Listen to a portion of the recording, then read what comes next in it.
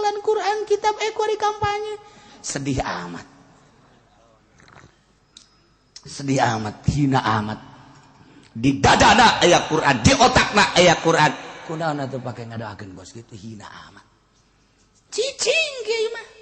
Ngadoakeun umat. Can bisa salat supaya bisa. Pemerintah anu nakal supaya lempeng. Ngadoa ka Allah. Datangnya ka imah nasihatan. Ketika nyana diundang ka ditu ulah yang pameran nasihatan. Eta kakara kiai bener mal kebal umurna gege. Mal kebal umurna di penjara nyana. Sanu daek pemerintah dinasehatan. Sanu daek. Sanu daek. Mata kula embung diondang ge embung belantaran kula mah ieu ngomong bae, hendeukna ngomong bae. Kula diondang misalnya, pernah keur ieu diondang kapan ka Polres. Kula diondang ka Polres. Gua nyaritakeun. Salah satu tanda dekatnya kiamat apabila polisi sudah make pentungan. Kula kararieu bae polisi kieu bae. Ajung pamajikan ge pan halaladir tah polwan-polwan kararieu bae. Itulah salah satu tanda sudah dekat kiamat. Hati-hati kalau polisi-polisi sudah diberikan pentungan-pentungan, itu adalah sudah. Bismillahirrahmanirrahim. Ieu mah pertanyaan loba amat ya. Saya jemaah pengajian mingguan mau menanyakan tentang tolak rujuk. Satu, bagaimana kalau seorang suami mengadakan tolak satu kepada istrinya tapi rumah tangganya jalan terus seperti biasa tanpa ada kata-kata rujuk kembali? Sahkah rumah tangganya orang tersebut? Namun jelema nolak hiji masih bisa dirujuk sampai meh idah. Dua, bisa dirujuk sampai meh idah. Pertanyaanana lamun terujuk tapi ngahiji bae zina rumah kudu rujuk heula. Aya aturanana sakali deui mun teu dirujuk heula haju rumah tangga bae biasa nyana bersenggama jadi eta zina hukum. Pertanyaan kedua, bagaimana kalau seorang suami mengusir istrinya dengan kata-kata pulang kamu ke orang tua kamu atau kamu pergi kemana aja, sedangkan di hati suami ada niat tolak. Sedang sang istri tidak tahu hati suami jatuh talak atau tidak, sedangkan rumah tangganya jalan terus seperti biasa. Siapakah yang menanggung dosa dalam rumah tangga suami atau istri? Mun aya jelema ngusir pamajikanana, bahasa ngusir eta kinayah. Cek salakina los ya mabur ka ditu ka imah bapa sia atawa deuk ka mana bae jor niat nolak salakina jatuh tolak. Adapun pamajikanana anu henteu nyaho kana niat jeung henteuna terus bae imah tangga padahal niat nolak salakina terujuk deui atuh zina bae. Adapun nu nanggung dosana salakina. Nomor selanjutnya, kalau hanya sekedar ngusir tidak ada niat apa-apa di hati suami jatuh talak atau tidak, mabur sia ka ditu, balik sia ka imah bapa sia, teu niat nolak terjadi tolak. Kemudian bagaimana kalau ada suami mengusir istrinya dengan kata-kata gua serahkan kamu ke orang tua kamu, jatuh talak atau tidak, lamun bahasa diserahkeun ka bapa eta mah sarua kinayah kede ku aing diserahkeun ka bapa sia bisa oge diserahkeun teh serahkeun panguruskeun serahkeun teh pang nasehatankeun atawa diserahkeun bahasa urang mah serah teh kos kitu atawa serah ya gitu memang bener-bener geus lamun niat atunya na jadi lamun teu atuh teu beda jeung kieu geus paling diserahkeun sia jadi tah mah beda tah nya lamun kieu mah geus paling ku detik kene geus diserahkeun jadi sore tah mah tapi lamun kieu mah geus ku aing sia bakal diserahkeun ka bapa sia. Kan eta diserahkeun ka bapa mah anak kalana dititipkeun. Anak kalana pang nasehatankeun. Sunda mah kos kitu Sunda mah. Kos kitu. Tergantung niat. Bagaimana kalau ada suami istri ribut? Kebanjiran berenang. Karena suaminya ketahuan pacaran dengan perempuan lain.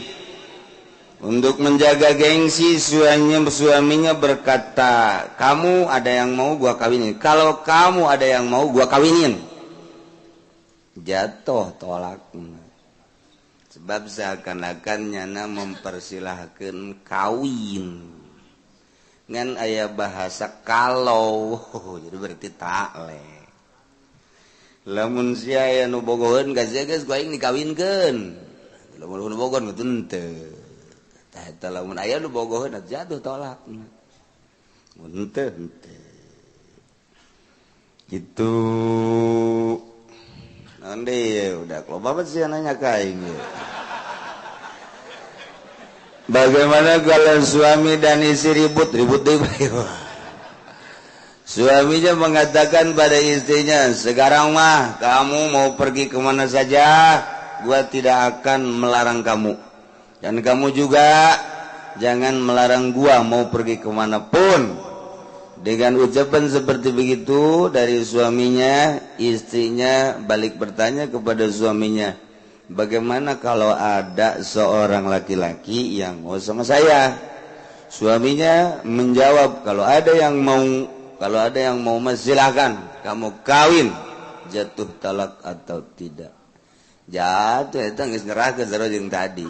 Berarti jatuh lantaran nyana geus mutuskeun tali. Pan biasana mah lain kitu, mun aya nu hayangeun ka sia ku aing golok ya. Biasana kitu kan. Ieu mah lain. Ai sia nu hayangeun dolos ku aing dikawinkeun. Ta eta teh jatuh tolak. Hendak lamun aya awewe minta tolak ka salakina, lah ulah hese-hese bisi sia aya waris mah geus ku aing diizinan kawin deui. Jatuh eta geus tang ngitung tidinya teh idah. Ulah hese-hese. Beres hiji. Bari naon deui? Pak Kiai, saya mau bertanya, saya mempunyai kakak kandung yang sedang terlibat hutang. Hutang tersebut timbul akibat sebagian dari permainan judi. Nah, kasino masalahnya. Sebagian lagi dari kebutuhan rumah tangga. Bagaimana sikap saya selalu saudara kandung? Dilihat secara hukum agama, sedangkan kondisi saat ini dengan adanya hutang tersebut berpengaruh terhadap kondisi rumah tangganya. Apakah saya wajib membantu kesekian kalinya? Sering berarti budak ya. Sedangkan kejadian ini sudah yang sering terulang. Mohon penjelasan dari Pak Kiai. Duit siapa kadieukeun ke kuaing dibagi-bagi beres abang. Urusan hutang masing-masing. Adapun dek ngabantu atuh mangga bae urusan hutang nak urusan hutang mah masing-masing kakak boga hutang adi sangkut paut adi boga hutang kakak sangkut paut hutang mah masing-masing atuh teh majanyana nu boga lakuna kecuali paeh nyana paeh nu boga hutang ju eueuh deui ahli warisna iwal ti nyana tah nyana meunang warisan hutang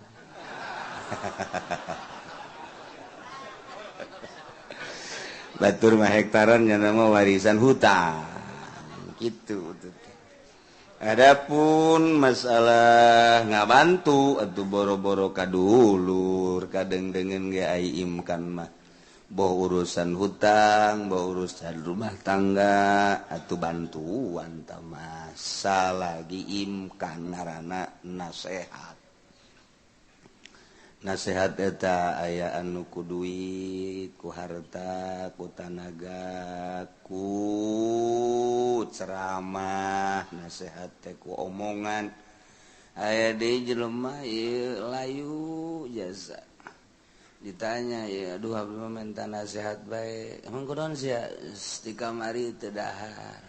Tah eta ulah dinasehatan sia sing sabar bae. Tetep menang taman nasihat kau tuh gantung kek sugan aya congcot ieu tah eta mah nasehatna kudu ku congcot kemudian make bakakak mun aya sate eta nasehat garana kos gitu mun jelema ti kamari teu dahar minta nasehat ku urang diceramahan atuh asupna ti bujur moal diceuli atuh kajen ku kumaha gitu. Jadi kudu dideuleun nasehat eta nu kos kumaha mentak rakyat miskin teu bisa dinasehatan ku cara nasehat biasa ku pamarentah mah sebab pemerintah mah sahibul wilayah berarti kudu mengkondisikan lapangan kerja jang daharnyana ieu kesulitan dahar ieu atuh jang naon aya lurah camat bupati nyanalah anu kudu ngurusan tah nasehatna nyana mah membuka lapangan kerja lain ku nasehat cak bupati dulur sing salalabar bae ieu mah emang geus nasib ti pangeran jadi urang kudu gini ai nyanana naik mobil mewah bom habak nu kos kitu bom tong bupati na bila perlu gantung salah nasehat maksudna kecuali kiai na susah tai mah dulur urang sanasibnya jadi akur teh batu kiai mah susah bisa nangana sehat tah eta mah nasehat karena ku omong tah mah atuh ai urang aya milik urang babarengan jeung urang aya eueuh atuh geus kieu bae nasib urang mah pas tah kiai na tah tapi lamun bupati mah teu bisa kada sehatan konstitusi salalobar bae nya soekeun sungutna sia gawe naon gitu upayakeun maksudna sebabnya nama memang secara praktis pengurus jadi nyanalah nu berkewajiban ngurusan aya sabaraha di desa ieu fakir miskin catet aya sabaraha di dieu ieu yatim piatu catet nu katilu rangdang ora sabaraha catet. Aduh, masya Allah, Karim.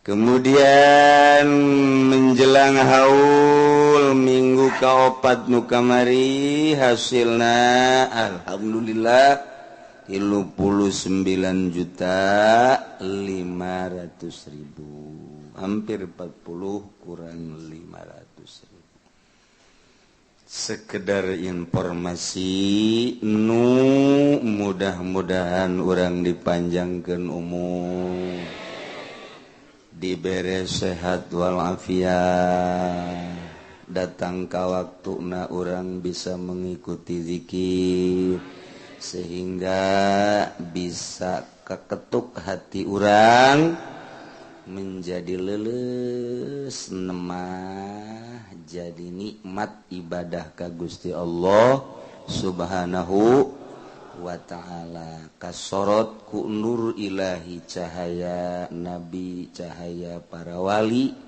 sehingga orang bisa ngojai di cahaya-cahaya ma'rifat walaupun orang mah di sisina doang tapi minimal orang bisa nempoh heula kabatur nempoh ku nempokna batur orang bisa dibere ketenangan jiwa kelapangan dada sehingga aya rasa ibadah teh ngeunah nyaritakeun ibadah ngeunah teh hese urang mah geus konsisten waktu ge geus alhamdulillah waktu salat zuhur datang urang salat asar datang urang salat maghrib datang urang salat kitu keneh isya subuh alhamdulillah komo ngaririnci kieu mah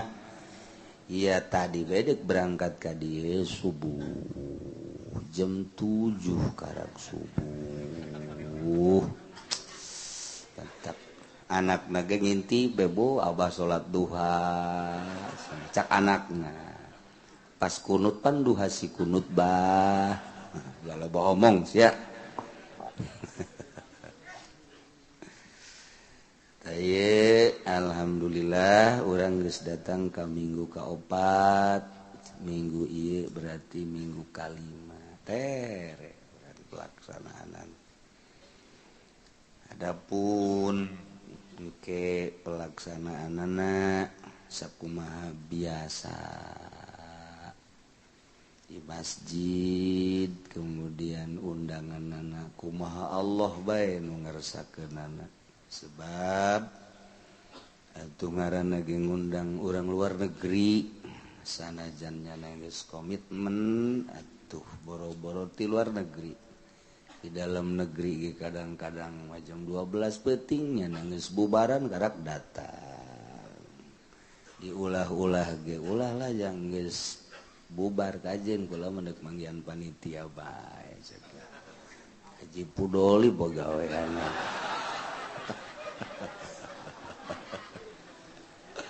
aduh penceramah boloon itu insyaallah tapi cekena ieu silaturahmi bae teman dek urusan ka ditu mah kumaha panitia bae cekena teh ieu silaturahmi manjangkeun umur nya nganasehatan saha meureun eta cekena manjangkeun umur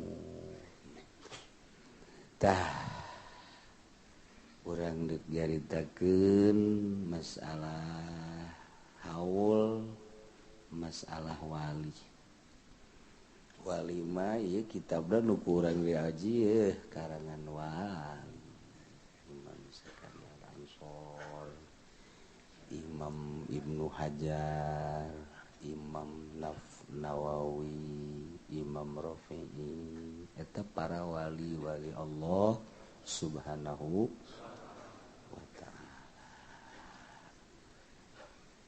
para wali batu menang salah saeutik-eutik acan urang mah ye salah teh biasa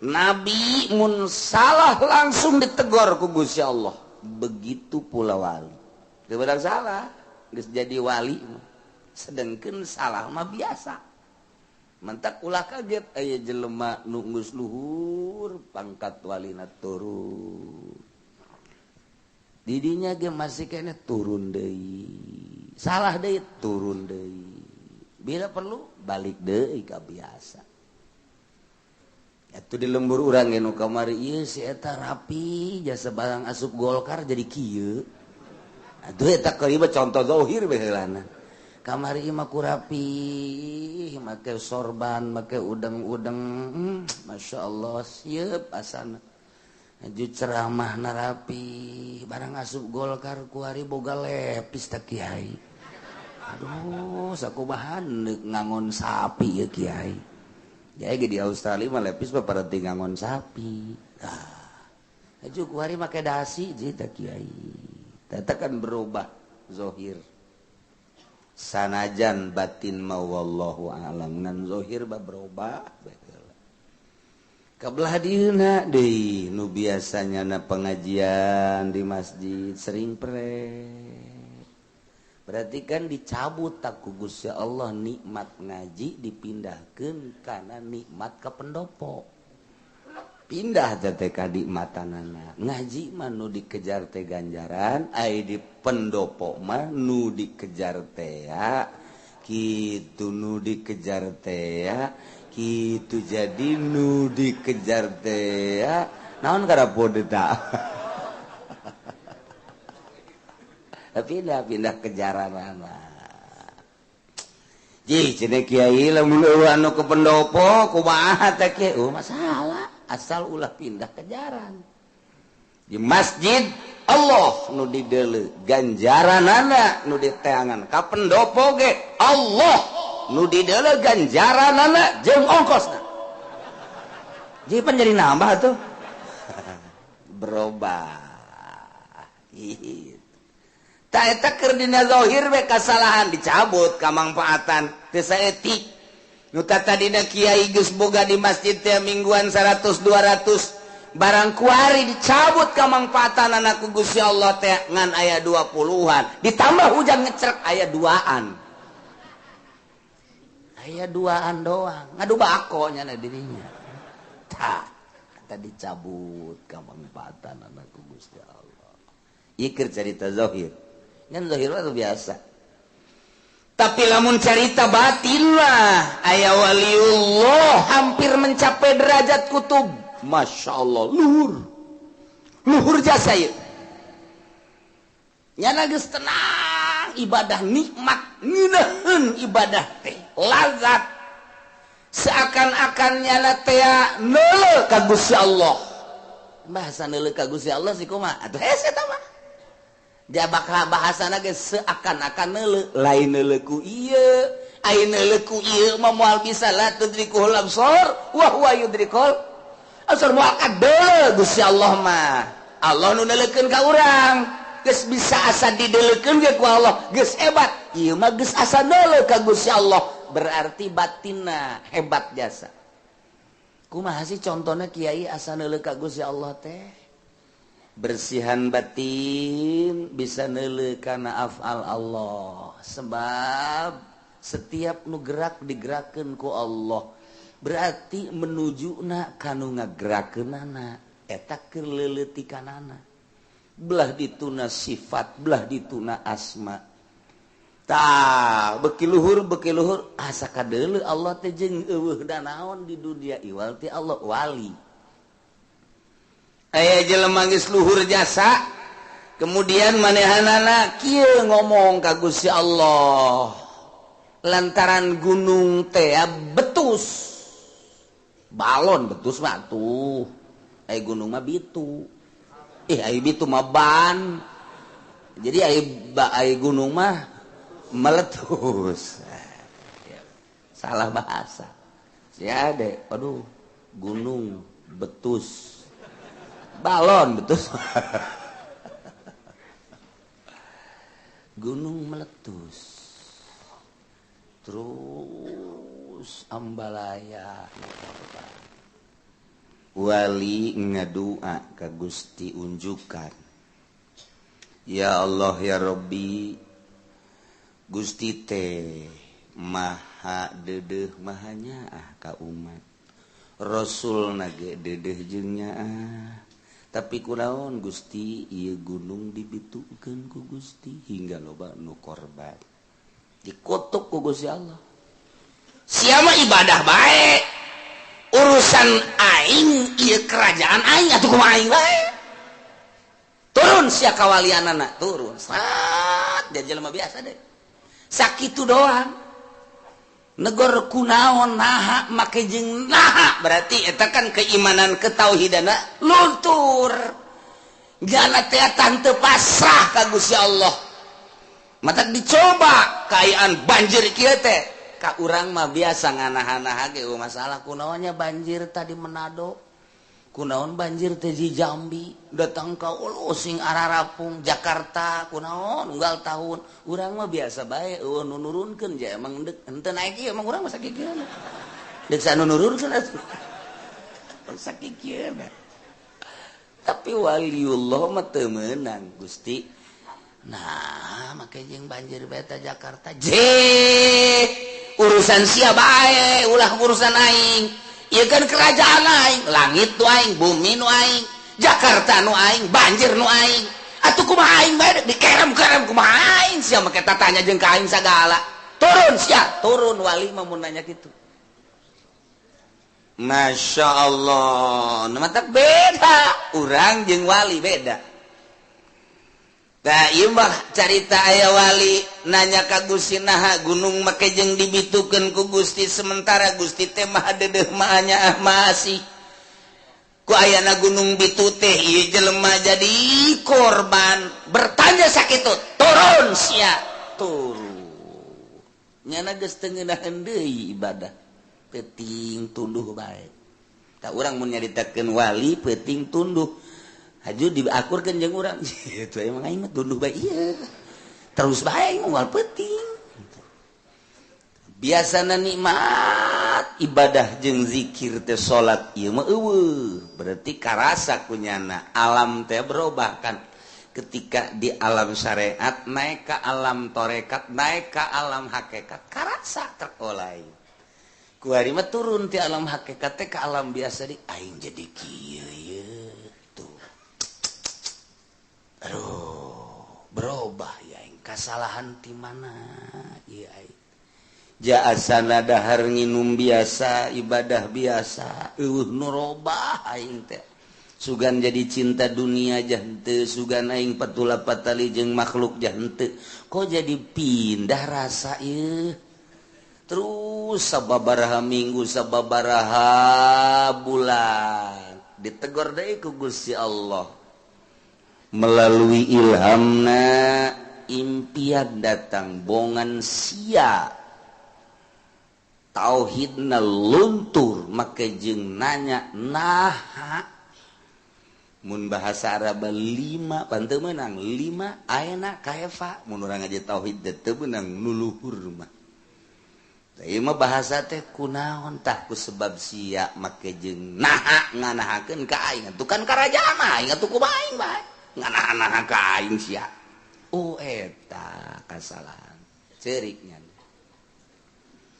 ceurik turun kawalianana tuh kos kitu jadi alam kawalian mah teu meunang salah teu meunang sadoa-doana teu meunang sapenta-pentana teu meunang satanya-tanyana jadi alam kawalian mah alam kapasrahan ka Gusti Allah pengakuanna naon pasrah bae geus ka Gusti Allah lain haju wali teh ngadoa supaya kadeuleu ku batur ngadoa supaya karasa ku batur henteu pasah adapun eta diijabah doa nya mah hubungan teh mah urusan Allah nya mah ngadoa bae urusan diijabah jeung teu mah teh mah urusan Allah geus sakitu wali mah teh wali teh langsung we ceri ka Gusti Allah ngadoa deui jana mah ka Gusti Allah Gusti lamun pangkat kawalian abdi diturunkeun ku Gusti abdi mah janu Gusti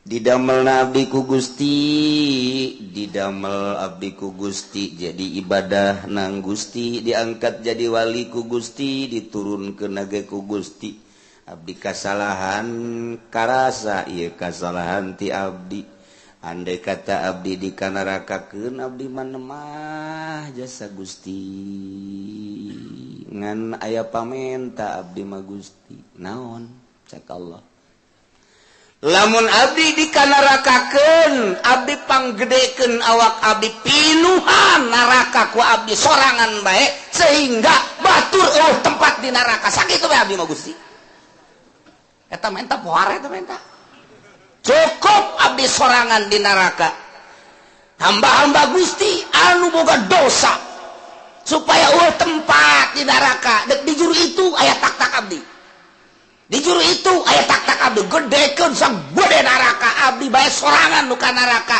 cukup abdi masa kitu pamenta teh ambo cek Gusti Allah sia hebat amat pamenta sia urang pancen orang kos kitu can orang urang pamenta kitu Gusti embung tetep embung ka neraka panas Gusti panas sih boro-boro neraka heabna ge meureun panas biasa lah daripada abdi mah di neraka keun mending tatangga abdi we Gusti urang kos kitu Pak tak tahu babaturan abdi lah gitu ente eta wali mah kos kitu nemah abdi ka neraka janaraka nu Gusti abdi nu Gusti dik di neraka-keun tanda abdi ka neraka diturunkeun kawalian abdi nemah Gusti ngan pamenta abdi hiji neraka pinuhan ku awak abdi batur supaya ulah aya tempat di neraka sakitu ambe cak Gusti Allah naon sia nu mentek-mentek kitu cukup abdi bae nu ka neraka tatangga abdi dulur abdi kabeh ulah keuna abdi jadi tumbal cak Gusti Allah naik deui sia jadi wali aing tuh mentek ente ge menta ka neraka sebagai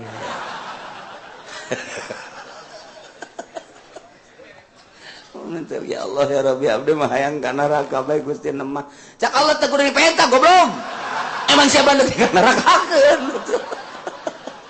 penta deui sia sallallahu alaihi Muhammad wa alihi wasallam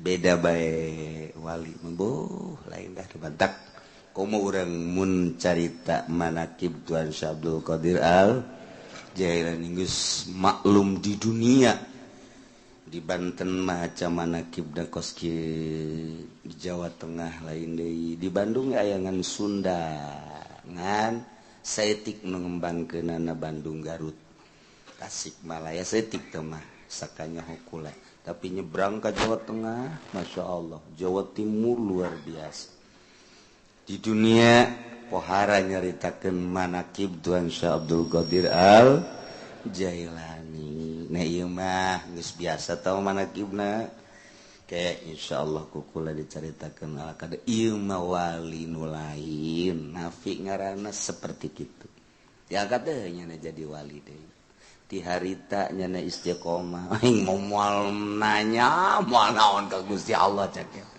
moal aya 5 kaifa ayana moal susah bodok bae banjir bodok ya saya mah coba pangadoakeun teu buka aing mah cilaka deui aing sembung ya da mah teu ngadoa teu naon bila perlu kanyut geun aing mah Gusti tah eta wali ngan lamun geus pasrah kos kitu manjur satungtung nya can pasrah ka Gusti Allah moal manjur doana mun geus pasrah jasa ka Gusti Allah karak manjur kitulah wali Allah subhanahu wa ta'ala lain anu zikir Allah illallah beres bae berkat anu gede tuh walingi tuh bos gitu menja zikir dituker jeung berkat dan mentak hese jasa orang neangan mubalik nu berpangkat wali hese nunya tirok ngaliri ke berkat tirok ngaliri ke amplop tirok ieu jeung naon amplop jeung juga eusina nu penting mah amplop ambalaya di imah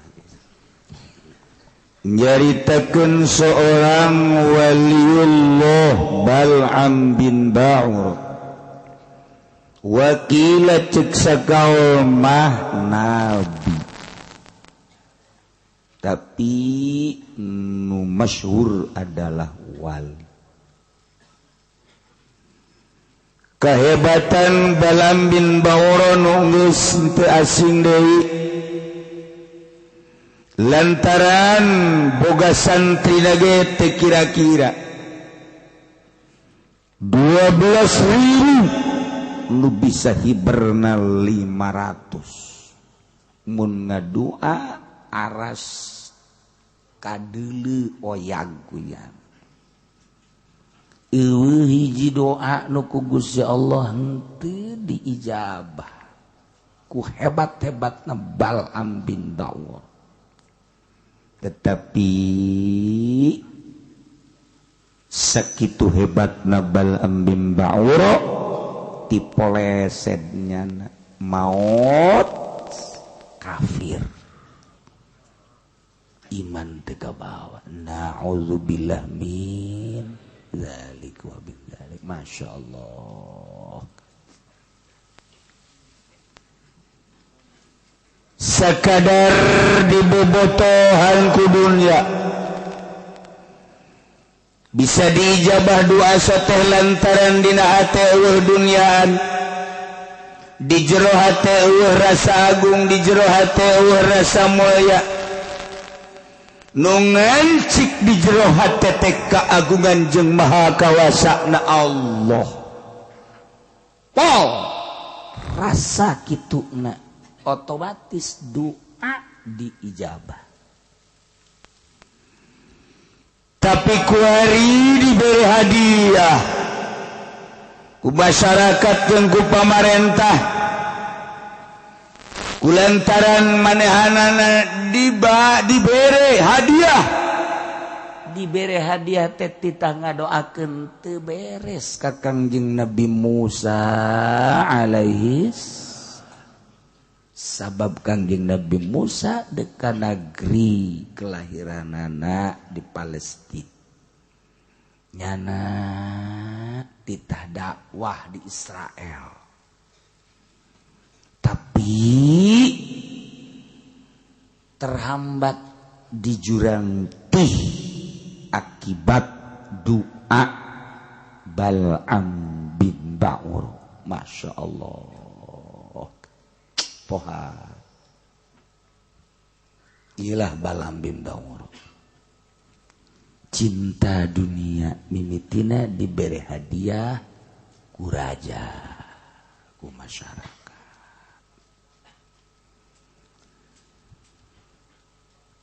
tak kuari ieu kan carita kamari bahwa Bal'am bin Ba'ura teh sakitu hebatna diberi ayat-ayat ku Gusti Allah boga ismul a'zam lumun dibacakeun teh karasa diijabahna ku Gusti Allah sehingga digunakeun anak kunyana teu beres lantaran aya hadiah-hadiah ti raja tigas le Bal'am bin Ba'ura fa'atba'ahu syaitanu fakana minal ghawi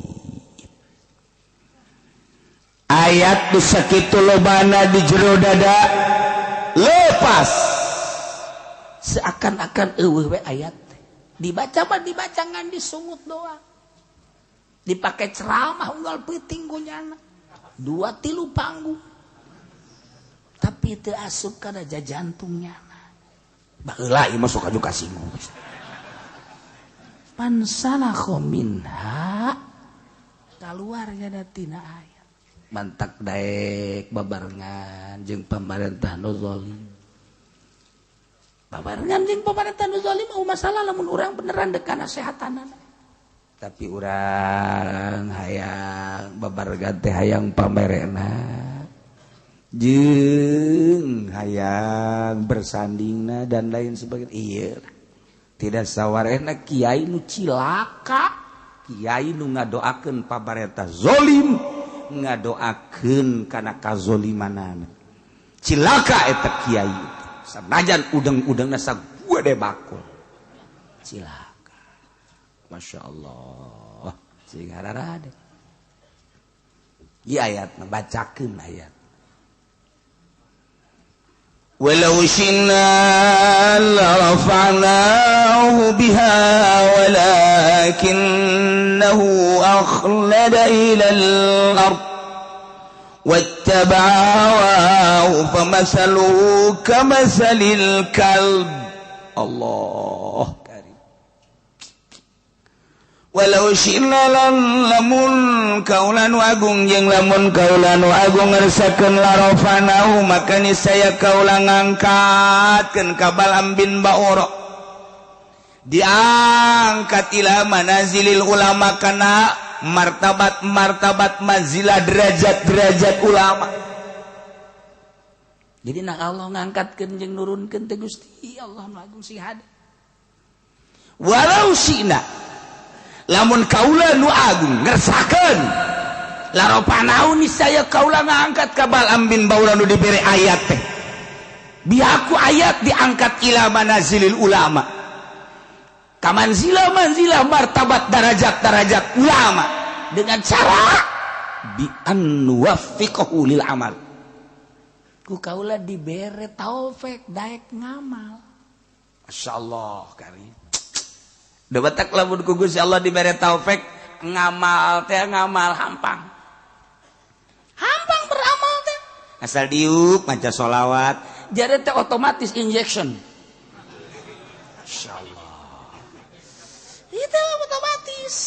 Asal diuk zikir, asal diuk Quran, dibere hampang, dibere hampang. Penting hudang salat, baca Quran, zikir, dibere hampang. Eueuh pikiranna naon? Ka sorga teu hayang, ka neraka teu embung. Heuh mah geus bagus. Pokona mah beramal we ka Gusti Allah.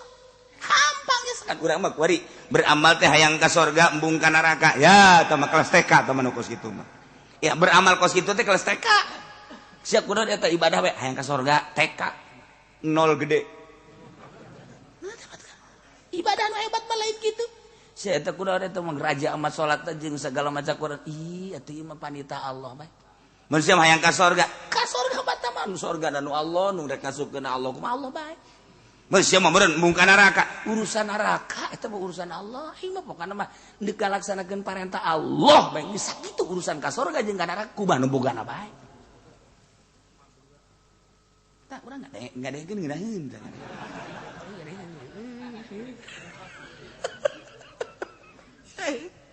Tapi ngalaksanakeun eta mah kelas wali kos kitu mah. Eta kelas wali. Wali mah kos ka itu ibadahna. Teu hayang lantaran jelema anu masih kene hayang unti mah eta mah budak letik. Ketika budak gering kemudian dek dibere obat hese bae diulik ku dokter. Nah, ayalah bodrexin. Ieu obat ngan amis, orok tah mah kos kitu mah tuh. Ieu tah papais, ieu daun jerona ieu unti. Ah, resep. Ngadahar papais teh resep ka untina.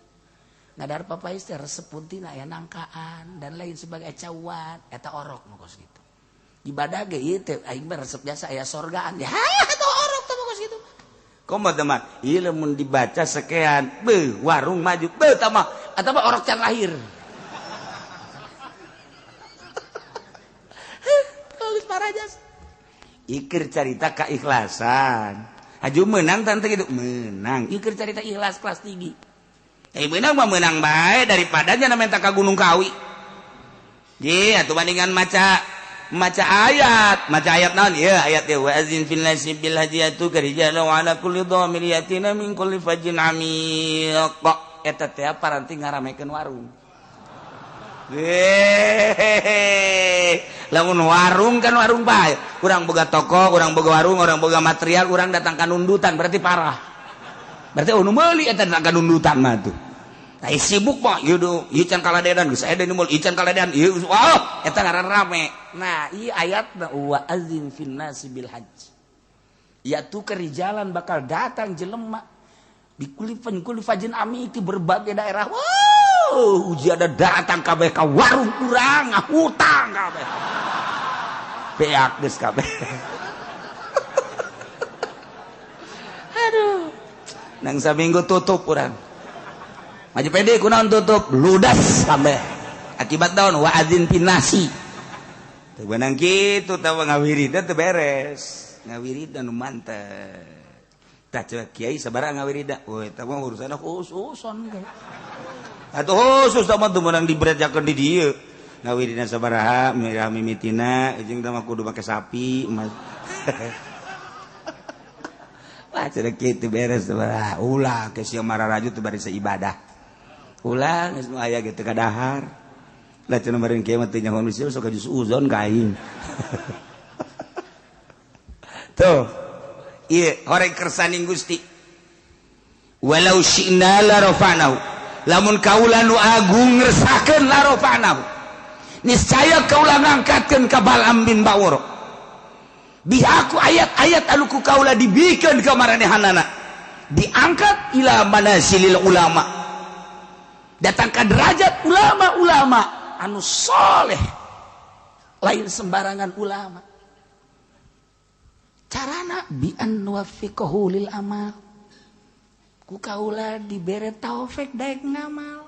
Masya Allah nu mahal nate ieu urang taufik nu mahal mata kurang lamun ngauji tauhid fama syaa kana wa ma lam yasha lam yakun naon bae nu dikersakeun ku Gusti Allah pasti terjadi wa ma lam yasha lam yakun naon nu teu dikersakeun ku Gusti moal kajeun ku kumaha ge sebab Allah teh al fa'alul lima yurid nu sangat migawe kana kersana kumaha kersa anjeunna wae eta batuh wala mahroba li abdihi an ma'siyati illa bi taufiqihi wa rahmatihi wala quwwata lahu ala ta'atihi illa bi masyiatihi wa iradatihi ta udah mun ngaji tauhid teh eta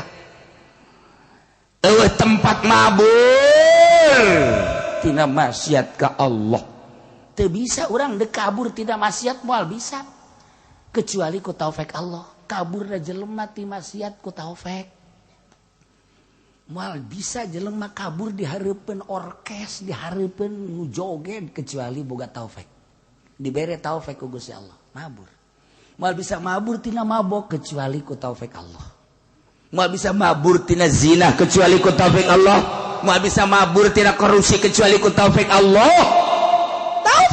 jeung rahmat Allah jelema bisa kabur tina permaksiatan lumpat tina kagorengan kejahatan ku taufik jeung rahmat Allah sabalikna wala quwata moal aya kakuatan jeung teu boga kakuatan ka hamba ala taatihi ka taat ka Allah illa bimasyiatihi wa iradati kecuali ku kersani Gusti jeung iradati urang teu boga daya jeung kakuatan boga mengaji ka dieu teh kecuali ku kersaning Gusti lain urang ngaji ka dieu teh nang kersa Allah nang iradat Allah urang teh teu bisa ngalaksanakeun salat lamun lain kersaning Gusti teu bisa ngalaksanakeun puasa lamun lain kersaning Gusti moal bisa ngalaksanakeun gitu berbagai peribadatan jeung taat lamun lain kersaning Gusti jeung iradat Gusti inang maisha Gusti mata walau syi'na larafa'na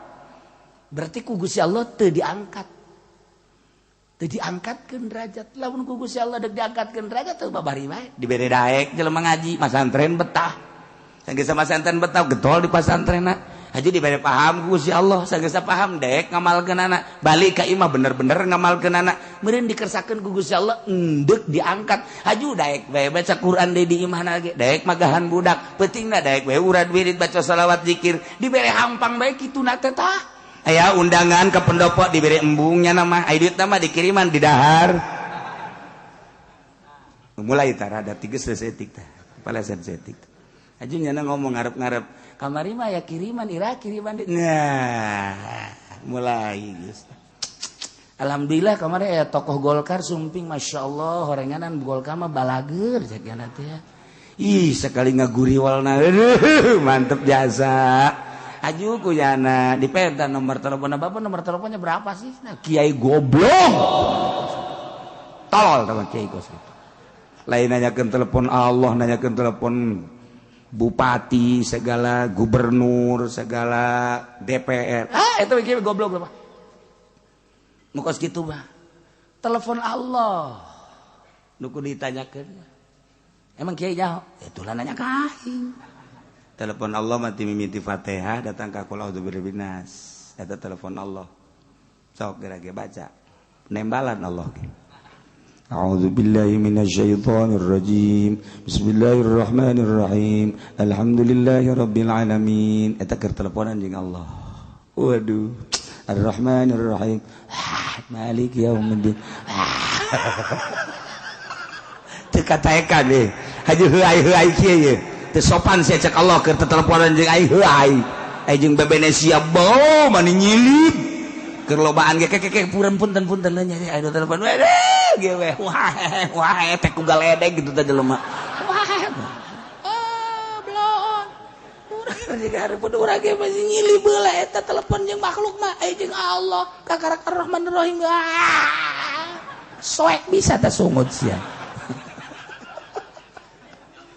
teu bisa teu kuat masyaallah mata kunaon eta teu dibere taufik ku Allah teu dikersakeun ku Gusti Allah ai jelema nu dikersakeun mah ku Gusti Allah teh daek baca Quran daek magahan ngaji dipake ku nyana peutingna sare hudang teu puyeng padahal mah ieu sare teh jam 12:30 atawa jam 1 hudang jam 2 atawa 2:30 ja teu puyeng biasa bae berarti ku Gusti Allah deui diangkat derajatna teu dibere puyeng haji isuk-isukna biasa bae deui henteu tunduh mun dihitung-hitung sare teh ngan sajam atau sajam setengah tapi teu tunduh coba ge jenderal 8 jam masih kene kekesek kene. Panglima jenderal seruan. Dihitung-hitung 8 jam tambah 2 jam 10 jam. Eta mah hirupna sakedeung. Tapi tetep bae. Masih kena gegesek kene. Kodan tep sebenarnya puyeng. Aya tahajud isukna dibawa ka rumah sakit. Tadi bere taufik. Itu dibere taufik tak ku Gusti Allah tah. Teu dibere ku Gusti Allah teh kakuatan. Lamun dibere kakuatan atuh ku Gusti Allah, masyaallah atuh babari. Eta mah kumaha Gusti Allah bae. Urang dibere kakuatan ku Gusti Allah. Tek tek tek tek tek tek tek. Ih. Ditangeuweurkeun dunia di irah teh plek plek plek plek. Ih. Atuh teh mah urusan Allah kan urang nu berusaha. Syekh Mansur Cikadueun. Terus manehanana ke Mekah, di Mekah terus ibadah cek manehanana deka Indonesia deka Indonesia kan naik kapal kebal baheula makan naik kapal cai angkleng-angklengan sabulan sedangkan urang ieu teh henteu ka dieu dipanggil ku urang Banten berangkat jana melalui sumur Zam-Zam tap naik di Kadomas berangkat jauh kene jaga lebih kana deh coba eta pake lalagaan Masya Allah Karim Masya Allah di Kadomas mantak aya tah urut sumur dah eta teh perlawanan pertama kedua kali Cibulakan muncul nyana ge kaget lantaran ngabuncal munajat ka Gusti Allah cek Gusti Allah Mansur tah kusia tutup pakai Quran ieu mah Quran ulah loba omong tutup pakai Quran jadi batu Quran. Nanti disebut batu Quran. Di Banten batu boga sejarah, lain lalagaan tambah turun temurun urang sejarah kos kitu. Masya Allah Karim. Mulai ti di Jase Mansur, panjang lah mundongeng nama segala Cikomoro panjang lah. Langsung nyana diundang ke Gunung Karang ke Sumur 7. Naik nyana ka luhur, naik lain make suku. Maka babacaan la ilaha illallahul jalilul akbar bismillahirrahmanirrahim terus kan ulah ya maksudnya kusnya didarengekeun ke kusnya dipraktekeun lain jang ibadah endahan jang tuh siapa kadinya bae gilir lah naon lah atuh aya babacaanana tuh la ilaha illallahul jalilul akbar bismillahirrahmanirrahim bumi buleud anu nahanan malaikat menang tina nur Kangjeng Nabi Muhammad dengan kekuatan nur Kangjeng Nabi Muhammad bere kula kekuatan perem hiber ge urang cih atuh ka bege moal aya nu kaluar ti nur Kangjeng Nabi ya Allah ya Rabbi itu babari babacaanana eta coba cenah kukula atuh lain sabaca-bacaana kudu ditapaan heula di jero cai ngeueum sajam ulah kaluar-luar dimimitianana ku panglima heula kaluhur innalillahi wa inna ilaihi kunaon eta moal pikuateun mah moal bisa Syekh Mansur mah Syekh Asnawi kemudian atuh kabeh Syekh Abdul Karim Syekh Manokati atuh dibere kuat ku Gusti Allah tek kuat sat naik nyana ka Gunung Karang ge atuh lain lempang hiber set encan dijamah ku manusa baheula datang ka luhur pas pas waktu salat zuhur Allahu akbar eueuh cai cek cara ieu cai jang wudu dia tepak plak jadi sumur hiji ngalah wudunya na di beres salat zikir ka Allah sambil zikir ka Allah kumaha lamun aya batur ieu deuk ngalah wudu di dinya caina leutik di dinya nyeun deui hiji tepak deui tak aya deui sumur ngadenge dongeng mah ditarapakan gitu ya. Urang mah panjeun sumur geus kikian. Deres sama kikian ge 10 meter 12 meter zaman urang baheula. Ku hari kapan make mesin konceng tilu poe can mangi cai. Saminggu nya gandeng tatangga kabeh geus kararieu bae. Konceng durut. Geus teh datang ka anak udah dapat berapa Mas? 50. Ada airnya? Belum ada. Sial. Ada juga asin biarin emang tuh urang teu kebeneran Masya Allah tapi saya Mansur datang ke 7 tek 7 sumur di dieu eta teh jang nyana jang babaturan jang ahli-ahli dinya jeung jang tatangga jang anu zarara 7 nu mantap jadi lamun urang nyaritakeun saya Mansur emang kumaha gitu ya Allah ya Rabbi tidinya lah tetap titip panjang dongengna tah ieu sumur 7 digunakeunana ku wari ku jawara. Lamun datang ka dinya aya caian geus jagoan kajen ku kumaha. Mun datang ka dinya caian nah lan lain-lain sebagainya. Eta teh keur carita hiber karuas. Slek yen sumur plak aya lah 7. Dititip ku nyana. Nah moal dibejakeun tah nu kuari katitipanana aya kene. Arwahna maksudna sia masuk ka di mana. Terus kitu endek naon tuh sia ka ditu. Eta kos kari itu kan hebat amat dibere kuat ku Allah bi an nuwaffiqahu lil amal mentang mata nyana teh sapoe-sapoe ting teu sare biasa bae sare sajadina bae keur ngaji los eta ge nanggo si Allah terus sia masuk kaju kasinggung lain urang mah kunaon atuh ngaji teh ieu ngap bae wiridan teh ngap bae salat ge nang maksakeun ieu teh teh dibere taufik ku Gusti Allah. Lamun dibere taufik mah masyaallah nu mantap ibadah teh urang teh nu paling hebat mah lain Allahu akbar. Bismillahirrahmanirrahim alhamdulillah lain eta. Allahu akbar. Bismillahirrahmanirrahim kalawan jebut jenengan Allah Anu Maha Rahmanir Rahim alhamdulillahirabbil sadaya puji tentang Allah nu mangga lain eta.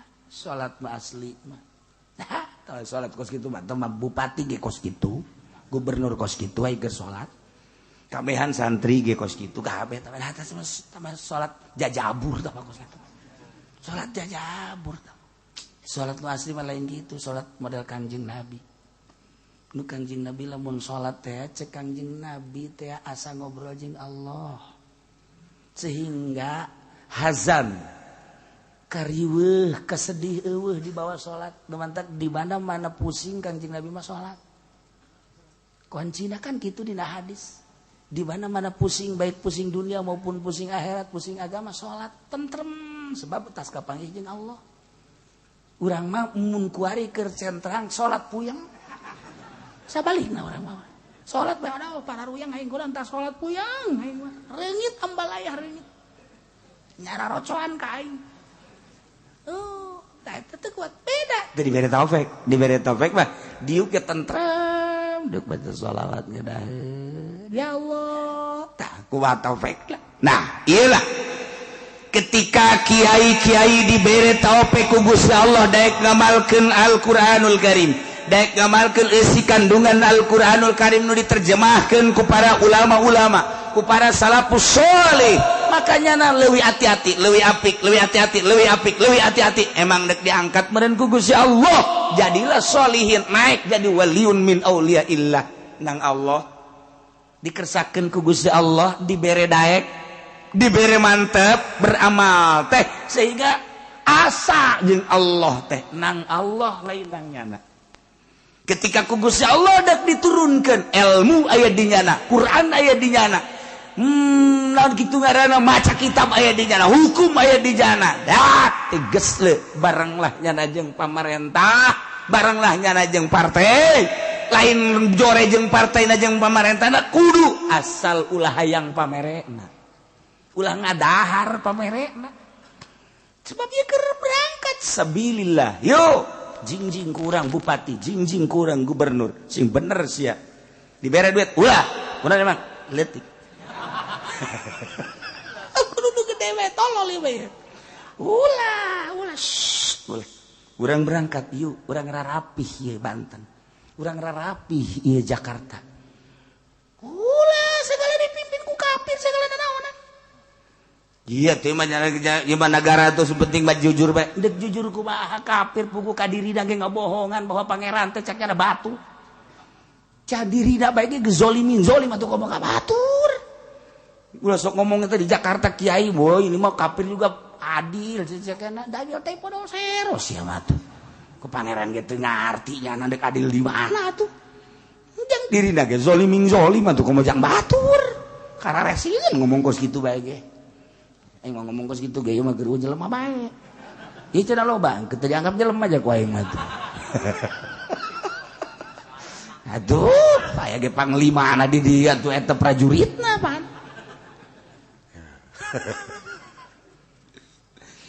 walau syina lamun kami ngersakeun cak Gusti Allah la rafa'nahu niscaya kaula bakal ngangkatkeun ngaluhurkeun ka Balam bin Ba'ura anu geus dibere Ismul Azam berbagai ayat-ayat anu sakitu hebatna biha ku eta ayat teh walakinnahu tetapi de Balam bin Ba'ura teh geuning akhlada ilal ardi condong kana taneuh bahasana ge Gusti Allah teh akhlada padahal mah dimaksud sakana nu dimaksudna mamala hartina teh condong tapi ga bahasakeunana make akhlada nganggap jelema anu neangan dunia nganggap bahwa di dunia teh bakal langgeng akhlada bahasana ge kinayah nu mantap bahasa kinayah leuwih tajam tibatan bahasa tasrih dilangsungkeun ku Gusti Allah walakinnahu akhlada ilal ardi mun ku urang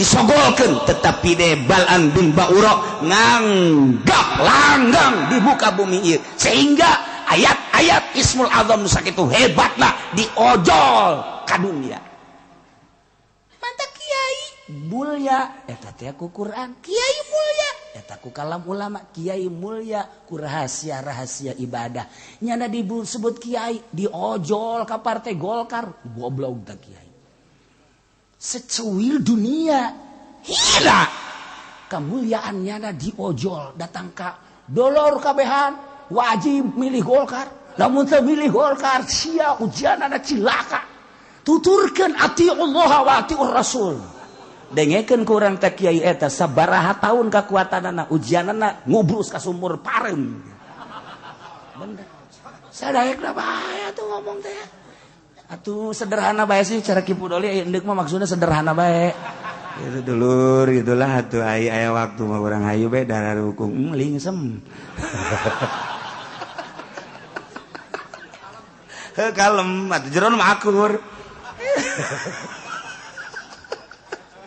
ya Allah ya Rabbi masyaallah menghanyutkan itu mah kos itu ieu bahasa ge lain lalagan pohara walakinnahu akhlada ilal ard mun ku urang dijabarkeun panjang melalui ilmu bayan mah hiji kinayah nomor kadua na bisa dijadikeun bayan bajis berarti akhlada bimana sakana geus jelas ti dieu teh ilal ardi maksudna mah lain taneuh tapi dunia lantaran dunia teh di jerona adalah taneuh padahal mah dunia mah materi Gusti Allah wa mala ilaiha wattaba'a hawa condong kana dunia nuturkeun ka hayangna anu hina sehingga jana ngadoa wani ngadoakeun core ka Kangjeng Nabi Musa alaihissalam padahal Kangjeng Nabi Musa diangkat jadi rasul endek sabilillah jihad fisabilillah merangan musuh-musuh Allah ditahan ku doa Balam bin Ba'ura cilaka Balam bin Ba'ura dibere hadiah nu embung-embungan ge eta kan ti Balam bin Ba'ura atuh naon sanaon bedana jeung kurang guar kiai muntah tadina nu beneran ge haram deketan ku bupati haram deketan dibere haram dak deketan deui dak haramnya kos itu teh deketan rei rada gede eta mah kumaha sararia bae dak janganlah tuh geus kitu nah geus beda jasa cak saha haram ye tuh musik aya dalil lah kajeun kumaha ge ya kiai tinggal nungguan we waktuna tinggal nungguan waktu keur ieu mah dulur eta teh ribawi kos kitu teh bunga bank teh riba haram sia kredit anu 2 akad haram sia we datang ka dinya aya pemerintah budak eta teh haram samarangan nya datang deui ka dinya kiai eta sih haram teh eta mah kieu nya sebenarnya mah jadi maksudnya eta ke maning dirantai mah budak ieu duga heula kiai haramkeun bari halalkeun jeung luga ligu kitu kumaha eta dicabut walau syi'da la rafa'nahu biha walakinnahu akhlada ilal ardi teu saeutik keur mondok nama hebat jasa jadi kiai hebat barang mulia kuari diojol kunyana kana dunia bersandinglah jadi mu'i lah depaglah dan lain sebagainya silakan tinggal nunggu waktu taman kos kitu ngajual ilmuna jadi kiai lamun unu jadi mu'i lain mu'ina sia tah korup jeung pamerena lamun nya jadi mu'i negakkeun hukum di negara Indonesia hurung sia kajian hukum lagi hurung lamun sia geus nyaritakeun hurung berarti kabeulem sia cekas atuh kumaha kuari mu'i mana kuari mu'i teh ya Allah mu'i teh sebagai filter lantaran negara urang negara demokrasi geus demokrasi mah teu berbau agama lantaran diserahkan kepada seluruh rakyat geus ditunda kos kitu masalah urang boga mu'i sebagai filter geus atuh agama teh ya ieu teh ya kitu melalui pintu mu'i sebagai toser jang ka pemerintah kuari mu'ina geus polusi di jerona erosi ka belah dieuna teu pernah aya dengungan mu'i urang teh kuari daging kemari teu ngabejaan haram halalna kuari berbagai-bagai lah geus harese ngomong urang horeng di jero nama atuh lain deuk nyaritakeun agama mu'i teh sarua dunia nu diarah teh atuh geus sakomplotan ka ditu walakinnahu akhlada ilal ardi wattaba'a hawa ya Allah ya ieu maka caritakeun anu baik anu dimu'i ai akhlada ilal dicondong kana dunia mawattaba hawahu tigeus leu bakalna ataupun dinu partai sarua bae atuh walakinnahu akhlada ilal ardi wattaba hawahu induk dunia mah maupun di modern ya namun pasantren modern ai ngaranna mah pondok pasantren tapi anu jelas nama endek akhlada ilal ardi condong kana dunia wattabahu boro-boro pesantren modern yayasan cara urang ge kuari pondok salapi tapi nu dimaksud mah dunia keneh atuh sarua bae sarua ieu sapira wadah salap ge ngan ngaranna doang ai ujung-ujungna dunia mah kitu-kitu keneh bae sarua teu saeutik jelema boga pesantren salap tapi orang di jero nama ngajualan agama sarua ngan teu pati jelas doang salap mah rada deureus bungkusanana rada deureus aing geus modern mah tah geus dunia moal nyaho ka Allah bae kajeun kumaha kajeun ngomongna Allah-Allahan bae ge moal sebab lamun endeup bener-bener ka Allah kembali ka salap wajeun sasaha ge presiden deuk ka Allah kembali ka salap gubernur deuk ka Allah kembali ka salap pondok pesantren modern jelemana maksudnya deuk ka Allah pasti ka salap sebab tuntunan nu asli deuk ka Allah salapi modern mah hanya omong-omongan ada doang sok renungkeun geura ge renungkeun ku urang deuk ka Allah mantak nu paling pake kasieun ku Amerika pondok pesantren salap pondok pesantren modern mah geus dianggap baturnya anak komo tanpa pemerintah mah anak sulungnya anak anak sulung iya pondok pesantren salapi cek Amerika waduh hese sebab ngadidiknya jangan mah biasa bae tapi di mana geus jadina pondok pesantren modern mah ngadidikna pohara jasa tahajud berjamaah salat tasbih berjamaah salat dua berjamaah tanyakeun dalilna berjamaah mah yang ti mana teu nyahoeun Atuh naon tahajud berjamaah? Emang pernah Kanjeng Nabi tahajud berjamaah? Baca salat tasbih berjamaah? Emang pernah Kanjeng Nabi salat tasbih berjamaah? Duha berjamaah? Hei, hei, hei. Naon atuh aya aturan mana kumaha sih? Mana pesantren mah biasa bae. Santri ge berjamaah ge carang. Carang. Antep bae biasa.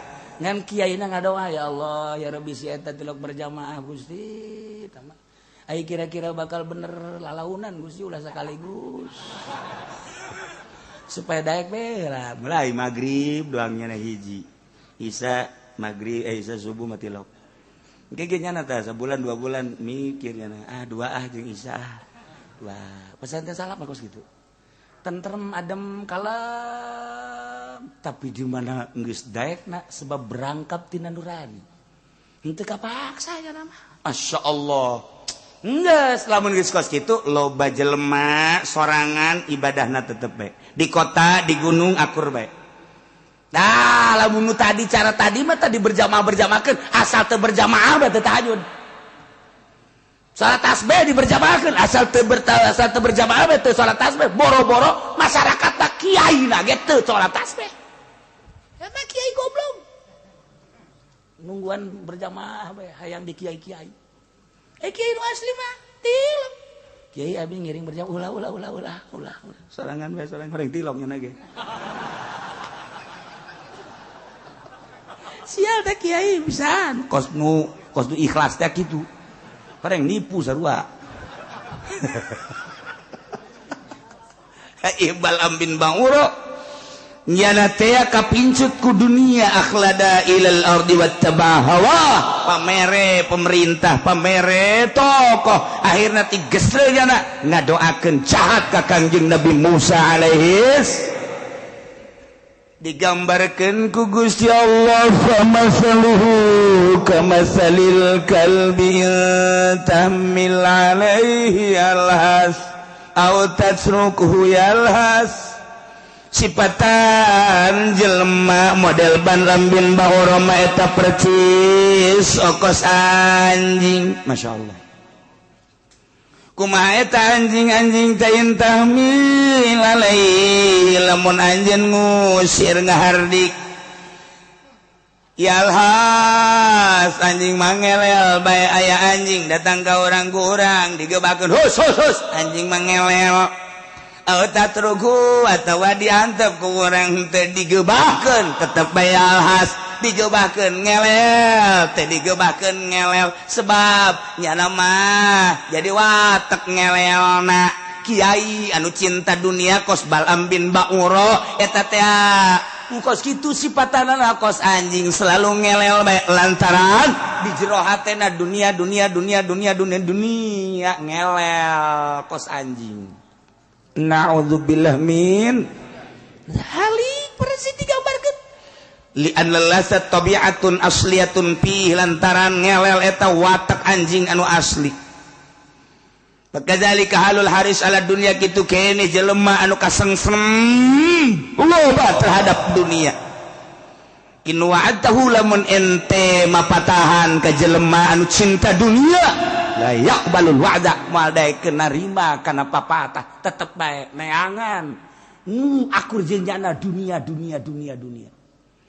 lamun diantep kurang teu dinasehatan walam taizu pawarisun aidon tetep bae dunia bae kiai lamun enggeus kos kitu percis digambarkeun anjing ku Gusti Allah ngelel bae di mana bae dunia yen pondok pesantren modern maksudna dunia sakamana maksudna dunia di ondangarium maksudna berkat dunia silaturahmi ge ngan ngaran doang nu dimaksudna dunia neangan ka murid ge dunia kiai kos kitu gambaranana anjing mal bisa dinasehatan sama kiai kos kitu kurang dinasehatan ngelel bae marah malah ngegel bisa teu dinasehatan ngelel bae ilah kiai mantap kiai asal dibere bae ku pemerintah komo haju asup ka Golkar ngelel bae teteh ngelel dunia beubeuleun bae ke pendopo dunia maksudna, diundang ke bupati dunia maksudna, naik ke panggung dunia maksudna. Jeung teu cenah kiai ikhlas coba aing mah hayang nyaho kuat henteu nyana naik ke panggung ikhlas teu dibere. Maksudna eta teh ari putaran ka hiji putaran kadua teh nu kitu ngaron eta. Ai endek calon bupati teh osok ngider gitu kayak panggungan naon ngaranna? Naon ngaranna pun? Aing mambu ngadengetin nu sejen. Naon ngaranna? Kampanye maksudnya. Aing geus nyaho ti tadi teh kampanye hayang ngadenge jelu we gitu tah. Kampanye ya Allah, kiai anu tadi nyakelan Quran kitab kuari kampanye. Sedih amat, hina amat. Di dadana aya Quran, di otakna aya Quran. Kunaon atuh pake ngadoakeun bos gitu hina amat. Cicing kiai mah. Ngadoakeun umat. Can bisa salat supaya bisa. Pemerintah anu nakal supaya lempeng. Ngadoa ka Allah. Datangnya ka imah nasihatan. Ketika nyana diundang ka ditu ulah yang pameran nasihatan. Eta kakara kiai bener mal kebal umurna gege. Mal kebal umur di penjara nyana. Sanu daek pemerintah dinasihatan. Sanu daek. Mata kula embung diondang ge embung belantaran kula mah ieu ngomong bae, hendeukna ngomong bae. Kula diondang misalnya, pernah keur ieu diondang kapan ka Polres. Kula diondang ka Polres. Gua nyaritakeun. Salah satu tanda dekatnya kiamat apabila polisi sudah make pentungan. Kula kararieu bae polisi kieu bae. Ajun pamajikanna ge pan halaladir tah polwan kararieu bae. Itulah salah satu tanda sudah dekat kiamat. Hati-hati kalau polisi sudah diberikan pentungan-pentungan. Itu adalah sudah ada dari Kanjeng Nabinya. Termasuk ahli neraka yang begitu. Aing kebal mal cek aing ge. Kebal mal. Maksudnya sekali ceramah aing di nyana, aing teu hayang 2 kali, tapi keras aku jantung nyana. Cukup aing mah sakali bae. Alhamdulillah datang ku hari teh diondang dong deui. Henteu mah aya ge ngodang ulah cenah ge uci mah kos kitu teu ngeunaheun. Itu kahayang aing, berarti keras aku hatenya na cukup aing mah. Terus wasiatkeun ku sia tah ceramah aing ka anak buah sia terus datang ka kuari. Cukup aing sakali ceramah ngeretek kabehan. Beres geus. Tapi teh yang 2 kali geus. Aya podo 5 lain. Maksudnya supaya sekali deui alhamdulillah gitu kan. Lain deui. Lain ki podo 5 sia ge sarua. Nganu aya nyana bae digigir ieu. Sada kiai betah jasa temang di pendopo bae di Polres bae kiaina tah ge kiai teh bener. Kiai bener mal kebal. Mal kebal buktina aing sakali doa. Aja cenah bejana aing dibahas bae terus bae sababaraha minggu eta materi teh dibahas ini begini pertimbangan. Hayu ku sia kaji anjing mah aing mah teu boga pikiran naon penting sia balalanar. Alhamdulillah kuari. Asal ka imah kula bae teu mawan ka sakarieu teh eta. Sicarekan cenah ku kiai. Ya teh di hadis teh jiga tuh kos kitu dibejakeun bae ka jarang geus. Beres. Nah, lamun urang dibere taufik ku Gusti Allah dibere embung kadinya lain berarti urang ulah babarengan jeung pamarentah urang mah sebagai kiai bareng jeung pamarentah tugas urang ngasehatan.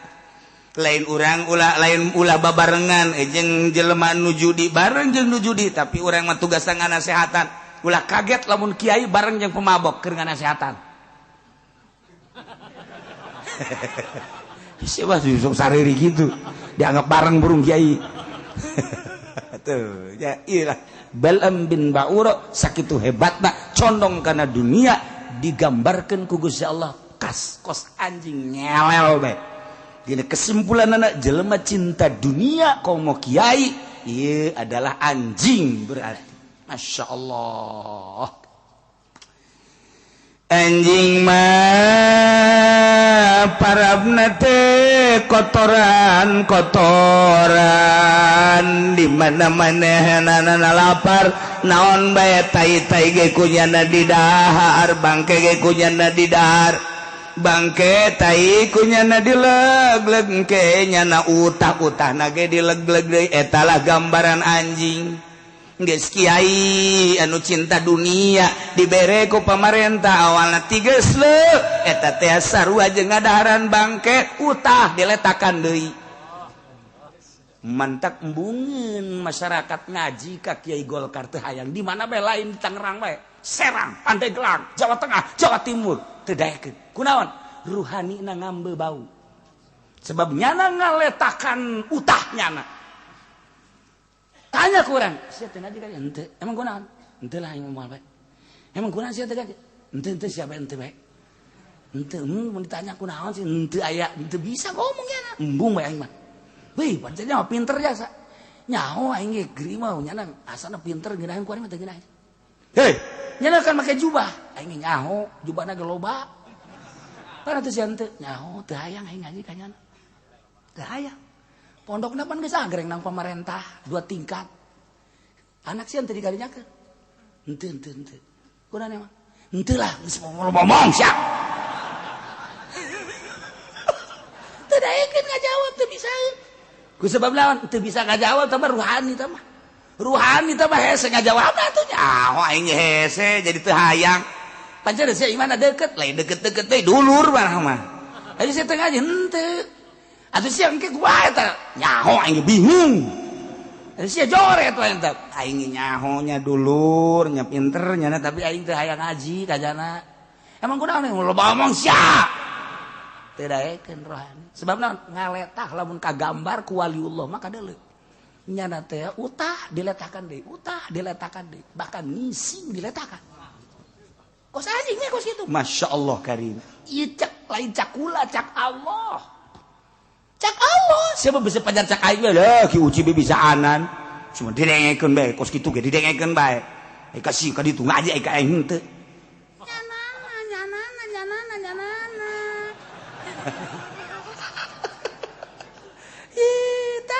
Famasalu tapi jakeun tak kanyana famasaluhu kamasalil kalbi tahmil alaihi yalhas au tatruku yalhas anjing mah mawa barang dahareun ngelel digeubahkeun ngelel lapar ngelel diantep ngelel tanda bahwanya nama selalu ngelel geus kiai anu cinta dunia kos Bal'am bin Ba'uro eta teh selalu ngelel bahkan ki Bal'am bin Ba'uro mah dibuktikeun nyata-nyata letahna ngelel datang ka dada bukti nyata tah mah ngelel bae nya nama terus kiai nu kuari henteu aing ngelel mah henteu ngan maknana makna ngelel mantap ka kiai bener ngomongkeun bae di mana bae ngomongkeun bae nya mah ngomongkeun bae sebab bensinna teu beres bensin teu ngomongkeun ngan kiai Allah mah diomongkeun malah ngeunaheun nya mah sebab eta hadiah ti Allah lamun aya kiai geus jadi solihin atawa jadi wali Allah diomongkeun nya mah seuri we alhamdulillah kunaon eta hadiah ti Allah dosanya diserot ku nya seakan-akan nya keun nyerotan dosa urang bersih nu dia omongkeun anak. Mantap ngadoa lagi.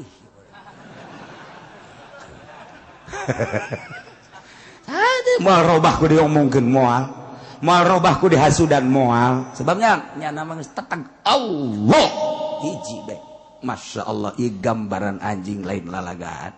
Na'udzubillah min Zalika masalul qaumil ladzina kadzabu biayatina sifatan-sifatan etalah nu tadi dicaritakeun anjing daya intahmil alaihi alhas au tatruku alhas eta sifatan kaum anu ngabohongkeun ka ayat kaula nu agung jelema-jelema nu ngabohongkeun ka ayat-ayat Allah eta percis okos Bal'am bin Ba'uro Bal'am bin Ba'uro teh digambarkeun ana anjing anu selalu ngelel digebakeun ngelel diantepkeun ngelel mawa dahareun ngelel lapar ge ngelel bae Muhammad faqasusil qasasa la'allahum yatafakkarun caritakeun ku anjeun Muhammad al-Qasaso dongeng-dongeng ieu teh caritakeun Muhammad ka para Yahudi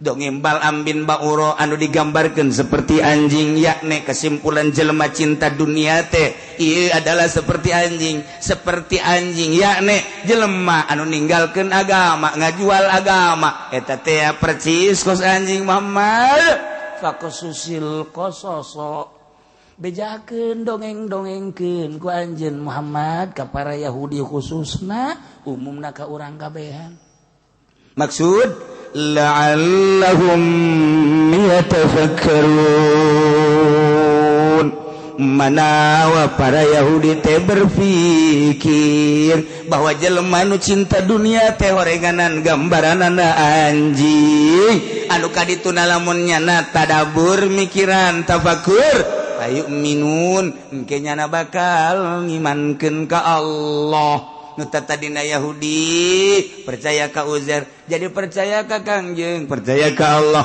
tadina Nasrani percaya ka Tritunggal engkena percaya ka Allah ka Kangjeng Nabi urang ge kuari tadina teu percaya supaya percaya ka Allah atau urang mah geus percaya tadina ngambang-ngambang kuari jadi mantep teh tadi dimaksudnya supaya mantap orang dunia mah kos kitu nyilaka mantak ad-dunya ra'su kulli khotiatin. Dunia adalah pangkal daripada kejahatan dunia. Akibat dunia tipoleset urang. Masya Allah. Iyalah gambaran Bal'am bin Ba'ura anjing nu selalu ngelel. Geus sing ada sia ke deui beusi aya Kiai Golkar, awas aya anjing, awas sia. Bahaya sia ulah kitu. Ke aing nu ditakolna mah. Iya parang sana atau ayam mui tuh awas anjing ulah aing macam hadena lain mui hadena lain Golkar aing mah ieu mah PKB anjing bapana ieu mah PDI cenah buana ieu anjing kabeh kecuali lillahi ta'ala kalau mandek nanya bae kira-kira nu di partai kiai aya udah lillahi ta'ala sok nyanyawanan siapa can dibere nyaho can nyaho geus nyanyahoanan sogol sia teh sopan sia ai mah kieu bae atuh ayeuna mah geus ai kos kitu sia mah lah geus pangnyontoankeun bae coba kiai saurang bae nu mana kiaina tuh paneuleuh ka dieu kabeh heran ieu mah pajar nya bae keur ieu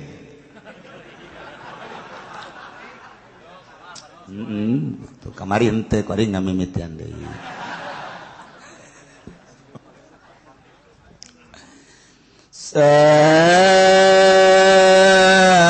masalanil qaumul ladzina kazzabu biayatina wa anfusahum kanu yazlimun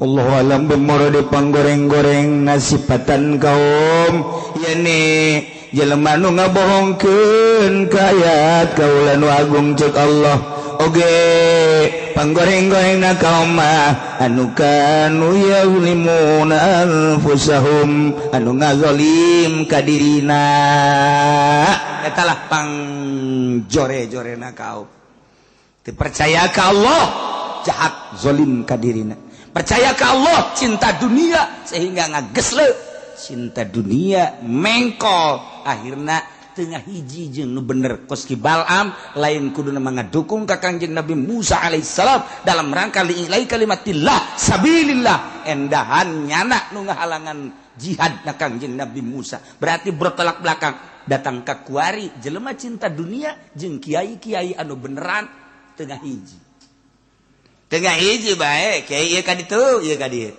kiai ka ditu ieu ka dieu di jero hatena adalah cinta dunia naudzubillah min zalik urang resep kana dunia mah tapi urang nyuhunkeun ka Gusti Allah mudah-mudahan urang kabehan dibere resep kana dunia sakadar jang tatalang raga ibadah ka Gusti Allah abeh urang salamet kabehan fi dunya wala akhirah terakhir sakumaha tadi horeng kabeh kersaning Gusti urang datang tadi kersaning Gusti urang teu bisa nolak kana maksiat kecuali taufik Gusti penta ka Allah atuh jeung tafakuran geura renungkeun ku urang aing dibere ku Gusti geus datang ka mana ngalaksanakeun salat teh ieu teh ku Gusti geus datang ka mana dibere penghormatan jeung anugerah teh wali Allah telah jalain nang nyana nang Allah dibere penghargaan daek ibadah zahiron wa batinan jeung henteu lesu-lesu ibadah teh boro-boro dia titah salat tahajud puasa cacak-cacak di titah perang nyawa tarohanana teu berateun wali Allah sebab teu kebal hirup di dunia jelema jihad fisabilillah maot di medan laga langsung sorga nu ieu di imah bae embung paeh tinggal nunggu sabaraha tahun sih nyana embung paeh nyana teh embung paeh tapi teu ngahargaan ka agama 10 tahun 20 tahun 30 paeh kana paeh di akhirat teh berbeda engke masyaallah kari renungkeun geus datang ka mana urang menghargai Allah sehingga urang dihargai Allah Subhanahu wa ta'ala urang menghargai Allah bakal dihargai Allah Allahumma kumaha urangna nu mentak urangna sebab ikhtiar aya di urang Allah nuturkeun